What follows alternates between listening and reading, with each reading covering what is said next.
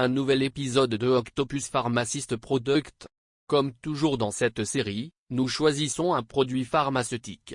Et nous explorons tout à son sujet en détail. Qu'est-ce que c'est? À quoi sert-il? Comment agit-il dans l'organisme? Quels sont ses points forts? Ses principales utilisations? Ses problèmes? Ses effets indésirables? Ses interactions médicamenteuses? Et quelle est sa sécurité pendant la grossesse et l'allaitement? Nous passons tout en revue, étape par étape. Dans la vidéo d'aujourd'hui, nous parlons d'un produit très important et potentiellement dangereux, l'isotrétinoïne. Vous pourriez dire, mais ce médicament n'est-il pas uniquement délivré sur ordonnance médicale? Et ma réponse est, oui. Absolument vrai. Et c'est là qu'intervient notre rôle en tant que pharmacien. Le médecin diagnostique la maladie et rédige l'ordonnance. Mais votre rôle, en tant que pharmacien, est de vraiment connaître le patient qui se tient devant vous, et de comprendre chaque détail sur ce médicament, afin de l'aider à en tirer le maximum de bénéfices, tout en évitant autant que possible les problèmes et effets indésirables. Alors, faisons connaissance avec l'isotrétinoïne dans l'épisode d'aujourd'hui. Restez avec nous.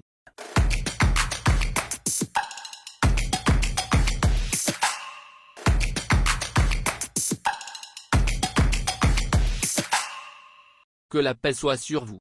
Je suis Hussein Lufti, bienvenue sur la chaîne Octopus Pharmacist. Voici un nouvel épisode de Octopus Pharmacist Products. Tout d'abord, voici les grands thèmes du jour. Si vous souhaitez passer directement à une section précise, continuez à regarder jusqu'à ce que le titre apparaisse. Mais, si vous voulez tout savoir sur l'isotrétinoïne, alors restez avec moi, de la toute première minute à la toute dernière. Comme toujours, nous allons commencer par l'histoire, et quelques faits clés, concernant l'isotrétinoïne. Beaucoup d'entre nous ont déjà vu des ordonnances pour ce médicament, généralement destiné à traiter une acné sévère chez les jeunes. Je parle ici de l'acné kystique, ce type qui forme de grosses bosses profondes et douloureuses. Dans certains cas, l'isotrétinoïne est également prescrite pour des affections cutanées grasses et inflammatoires, comme celles qui touchent le cuir chevelu. Et, plus rarement, elle peut être utilisée pour certains cancers, comme la leucémie promyélocitaire aiguë. Mais beaucoup ignorent en réalité pourquoi ce médicament agit dans toutes ces situations. L'isotrétinoïne appartient à un groupe de médicaments appelés rétinoïdes anti-acné oraux, c'est-à-dire des dérivés de la vitamine A, pris par voie orale, pour traiter l'acné sévère. Son histoire commence dans les années 1960, lorsque le laboratoire pharmaceutique Roche étudiait la vitamine A. Ils ont découvert que lorsque le foie dégrade la vitamine A, il produit plusieurs sous-produits, et l'un d'entre eux est l'isotrétinoïne, aussi appelé acide 13-rétinoïque. Naturellement, cette substance est présente dans le sang en quantité infime. Roche a réussi à la fabriquer en laboratoire et l'a d'abord testée dans le traitement de cancers et de tumeurs. Mais au cours de ses recherches, deux faits importants ont été observés. 1. Elle était extrêmement efficace chez les personnes ayant une peau très grasse et une acné sévère.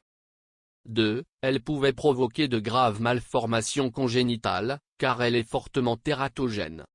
Dans les années 60, les laboratoires pharmaceutiques étaient déjà très prudents vis-à-vis des médicaments susceptibles de provoquer des malformations, surtout après la tragédie de la thalidomide. Alors, comment l'isotrétinoïne agit-elle exactement? Le secret peut se résumer en un terme scientifique, l'apoptose, ou mort cellulaire programmée. Chaque cellule de notre corps possède un petit interrupteur. Lorsque cet interrupteur est activé, la cellule libère certaines protéines et enzymes, et s'autodétruit. C'est cela, l'apoptose, en termes simples. Et voici le point clé, l'isotrétinoïne active ce processus, elle appuie sur ce bouton d'autodestruction dans certaines cellules spécifiques.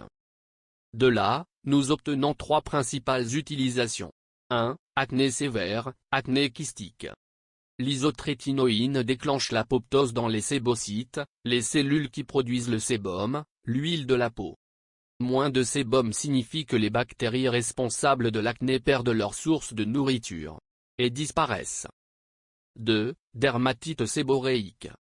Dans cette affection du cuir chevelu, les sébocytes produisent un excès de sébum, qui nourrit une levure naturelle appelée Malassezia. Lorsqu'elle prolifère, elle provoque démangeaisons, rougeurs et inflammation. En réduisant la production de sébum, l'isotrétinoïne affame la levure, rétablissant l'équilibre naturel du cuir chevelu. 3. Certains cancers. Dans des cancers comme la leucémie promyélocitaire aiguë ou certains cas de neuroblastome, l'isotrétinoïne peut pousser les cellules anormales à entrer en apoptose, aidant l'organisme à les détruire naturellement. En résumé, la principale force de l'isotrétinoïne est sa capacité à déclencher l'autodestruction ciblée de certaines cellules. C'est la base de ses bienfaits. Et la raison de ses précautions strictes.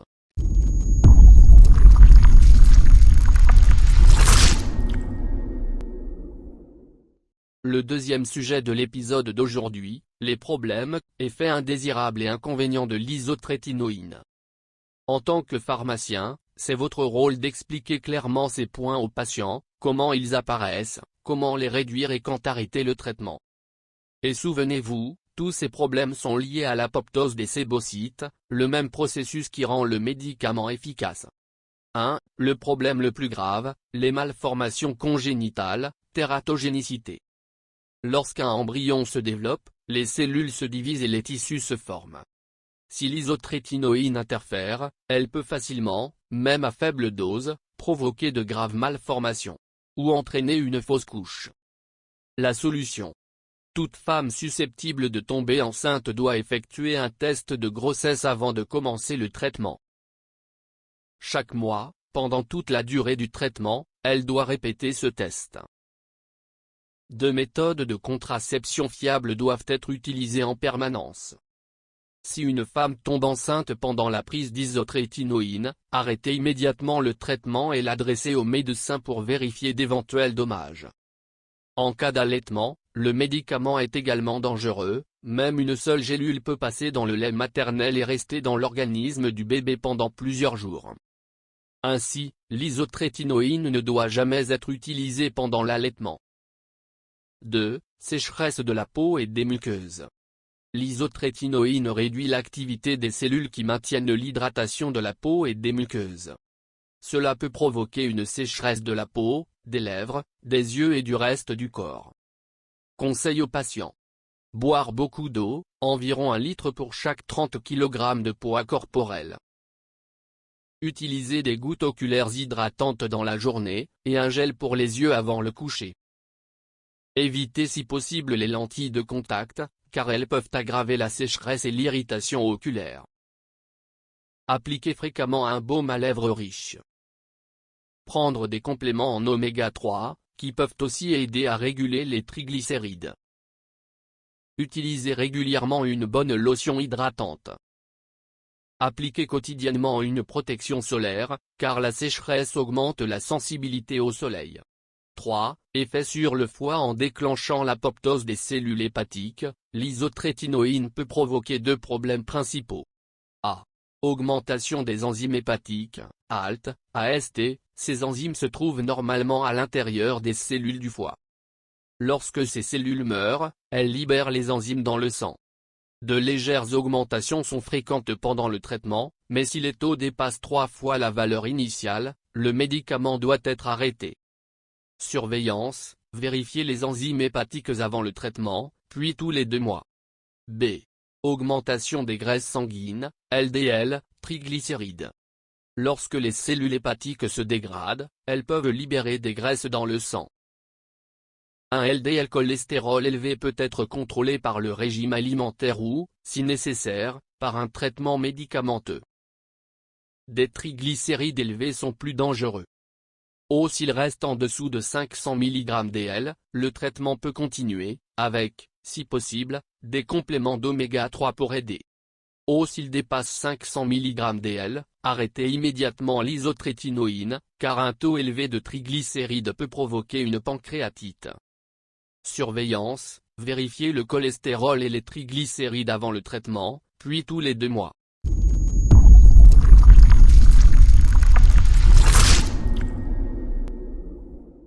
« 4. Effet sur les muscles. Rarement, l'isotrétinoïne peut provoquer une dégradation des cellules musculaires, rhabdomyolyse, entraînant des douleurs et une faiblesse musculaire.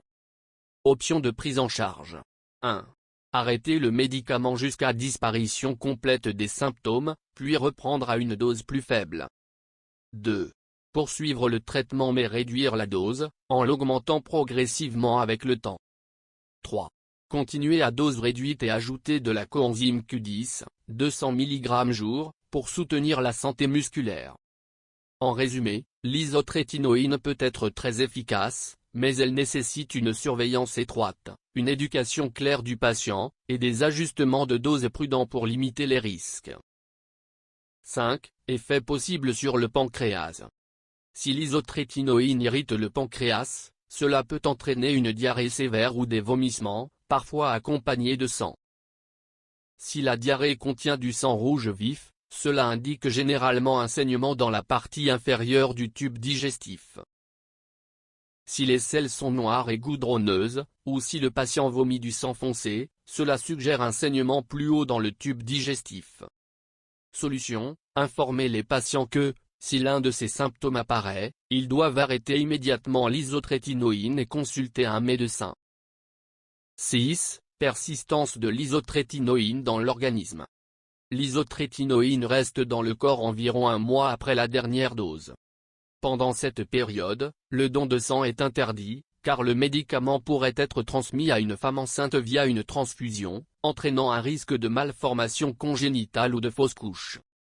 7. Effet sur l'humeur et le système nerveux. Chez certaines personnes, l'isotrétinoïne peut provoquer ou aggraver une dépression. Si le patient souffre déjà de dépression, il faut éviter ce traitement. Si de nouveaux symptômes apparaissent, le médicament doit être arrêté. 8. Effet sur la croissance osseuse chez l'enfant. L'isotrétinoïne peut fermer les plaques de croissance des os, stoppant ainsi la croissance. Pour cette raison, elle n'est généralement pas utilisée avant l'âge de 18 ans, sauf dans de rares cas graves. Point important de surveillance. 1. Test de grossesse, avant le début du traitement et chaque mois si une grossesse est possible. Utilisez 2 méthodes de contraception. 2.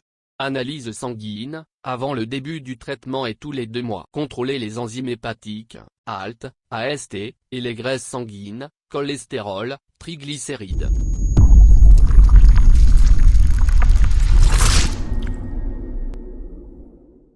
Posologie dans l'acné. Dose habituelle.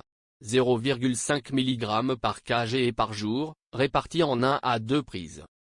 Exemple, pour une personne de 80 kg 40 mg par jour, répartie matin et soir.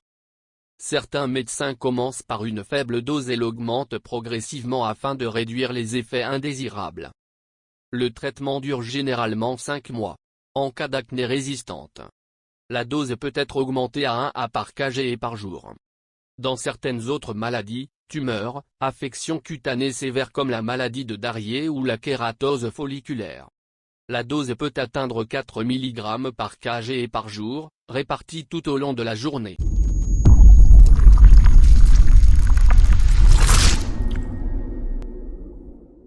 Interactions médicamenteuses à éviter. 1. Tétracycline, par exemple, doxycycline, minocycline. L'association avec l'isotrétinoïne peut provoquer un pseudotumeur cérébral, une augmentation dangereuse de la pression intracrânienne. Il faut toujours arrêter les tétracyclines avant de commencer l'isotrétinoïne. 2. Compléments en vitamine A. Les deux sont des formes de vitamine A, et leur association augmente le risque de lésions hépatiques, de cholestérol élevé et d'effets indésirables. Les sources alimentaires normales comme les carottes sont sans danger. Les aliments très riches en vitamine A pure, comme le foie, doivent être évités. 3. Antibiotiques fluoroquinolones, ciprofloxacine, moxifloxacine, lévofloxacine, gatifloxacine. Ils augmentent la sensibilité de la peau au soleil, qui est déjà accentuée par l'isotrétinoïne. Les combinés peuvent provoquer des rougeurs extrêmes, des brûlures et des éruptions cutanées, même en cas d'exposition à la lumière naturelle du jour. Vous avez maintenant le guide essentiel complet sur l'isotrétinoïne, ses utilisations, effets secondaires, précautions, posologie et interactions dangereuses. C'est la fin de cet épisode de Octopus Pharmacist Products. J'espère que vous avez appris quelque chose de nouveau et d'utile. N'oubliez pas de liker, vous abonner et partager, et de soutenir la chaîne sur Patreon, PayPal et YouTube. Bonne journée.